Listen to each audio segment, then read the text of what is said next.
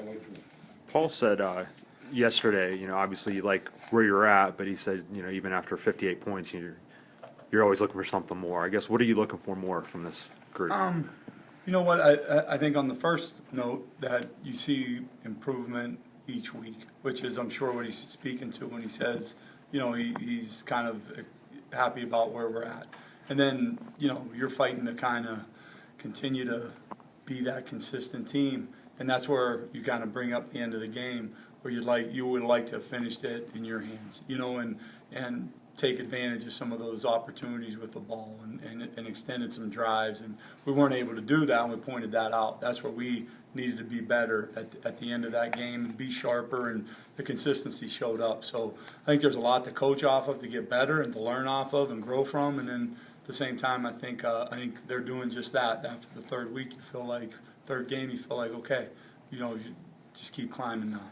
In the fourth quarter, you mentioned it, was Duke just sort of stacking the box, preventing you guys from running it, or? You know what? I think more to the fact that we weren't consistent. It was a guy here, a guy there. And offensively, you could have 10 guys doing a great job. You can have one guy off, and there it is. It's a 1 yard gain, and that's what kind of showed up. Whether it was a read by a tailback, whether it was a missed block, a penalty and off. So there was just too much there at the end. But again, gives us a lot to kind of correct and move forward from. But things we got to clean up. James got more carries this week than maybe he had in the past. Was he tired at the end? Did you how do you think he handled getting the increase? That's a good question. That's a good question. I felt that he was able and ready to go. You know what I mean? But there could have been a little bit of that in there. And I think guys need to get used to that a little bit when it is on their shoulders, and regardless of maybe how tired you are, what's going on the play before, you got to get it done that given play.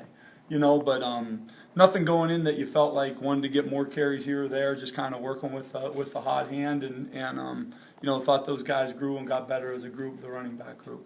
Do you feel like you have a wealth of riches, though, with the two receivers getting so much attention? You've got the tight ends, and that they're factoring into the game more and more.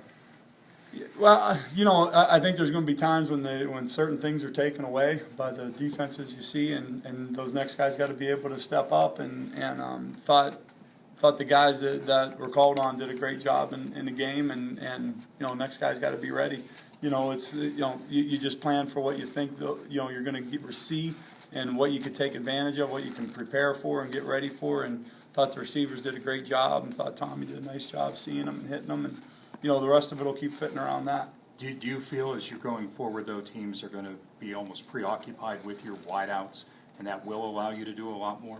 The other guys? Well, I think you have the ability to have an answer to whatever you see, and sometimes those answers are the ball's going to different places, and sometimes guys just got to win in a situation. But yeah, we're going to need everyone in different roles, and we need everyone to make plays, and they'll all have opportunities to be in that position.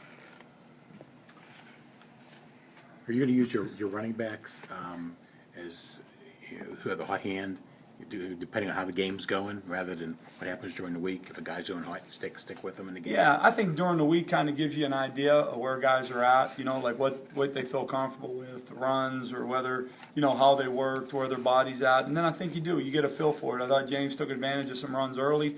You know what I mean? And that's why he had more carries, and I thought Isaac had a couple tough looks where it just wasn't clean. You know what I mean? But have all the confidence in the world in both of those guys, and we'll just keep working it like that. I thought they play off each other pretty well. I remember what I wanted to ask. Have you noticed significant improvement from Tom in terms of the mental side of the game? Making reads and checkdowns and stuff like that. Yeah, you know what? It's stuff that we saw and we continue to see in practice, and I just saw, felt great that he was able to put that consistency, in a game and tie the whole thing together. And I love that about him. He works. His approach has been the same throughout, even when he hadn't had success. So I do feel that consistency really starting to come from him, and I think it is slowing down. How's the offensive line come together through 3 games? It looks like they're, becoming stronger, gelling, becoming more cohesive with each game. Yeah, I think so. I think that's pretty fair for the group. Like, everyone is kind of getting a little bit better, understanding a little bit better, communication's a little cleaner, execution's better. So, we're going to still keep grinding them and keep tying things down. And, Coach Hubes will be after their tail about doing things right. And you know, I think that's it, but there is growth through each position group, and we just gotta stay on that path. Have those guys kind of exceeded where you thought they would be, or are they kind of on You know course? what, with where you I thought? had high expectations for that group, you know what I mean, and I think Coach Hughes would tell you the same, and I think the kids would, you know, I think they have high expectations for themselves, I think they're scratching and clawing at you know, taking it as high as they can, but I think they're on that path, they're climbing and getting better, so we need to take another step this week. What can you tell us about, go ahead, Jerry. Have you ever been on a team that used this many freshmen in key roles, both sides of the ball? Nope. Is it, you a little bit leery about that, maybe? Were you before you started using them? Yeah, I think you're always leery about it, you know what I mean? And I like I said, the thing they kind of tell you whether they're ready to play or not, you know, and if they're shying away from it or showing they don't understand or just showing like, boy, me, I'm going in, you want me, you know, then you're not probably going to put them in, but the group that's playing has had a look in their eye and an approach and shoot, man, they you know, we wouldn't veer away from it the way they've responded. It's almost like turning the page into a new era of Pitt football, isn't it? Yeah, All these young guys? I don't know, but just kind of get them going, get the best guy in the right spot, and let them play. Virginia's defense, what can you tell us? It's going to be quite a challenge. You know, I think they do a really nice job. I think personnel-wise, I think they're pretty good across the front, and they'll challenge you. You know, they'll challenge you with pressures. They'll challenge you with looks in the back end, and I think we're going to have to have our best game thus far. You know, we're going to have to play well, and I think the kids know it. They've watched it. They respect them. You know, they see it on the film. So we need to take that step this week. You're not comparing them to FSU, though, are you?